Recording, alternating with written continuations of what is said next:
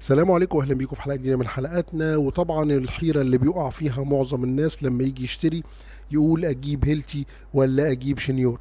ناس كتيرة جدا سألتني وناس بتبعت لي على القناة أجيب إيه وقول لنا الخلاصة من الموضوع. النهاردة إن شاء الله هنستعرض الهيلتي وهنستعرض الشنيور، هنقول على مميزات ده ومميزات ده، وفي نهاية الحلقة إن شاء الله هقول لكم إيه اللي ينفعكم بالظبط إذا كنتوا تشتروا هيلتي ولا تشتروا شنيور. فلو أنت أول مرة بتشوفنا يا ريت تشترك معنا في القناة، بنتكلم في مواضيع كتيرة جدا. ويلا بينا نبدأ الحلقة بتاعتنا دلوقتي. طبعا على القناة عندنا هسيب لكم الحلقات هنا على جنب على يمين الشاشة فوق.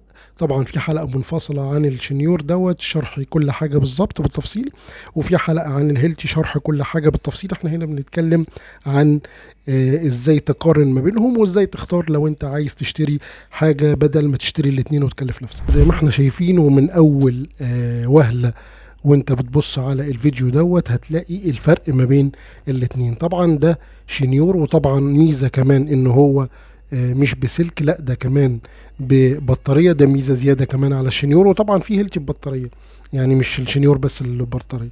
بس طبعا من اول مميزات الشنيور زي ما احنا شايفين الحجم الصغير. الشنيور حجمه صغير بسيط، تقدر ان انت تتنقل بيه في كل مكان، تقدر ان انت تتحرك. وفي نفس الوقت زي ما احنا شايفين ممكن تجيبه برضو دقاق، او ان هو في فكرة الهمر. وطبعا بينفع ان هو فك وربطه زي ما انتم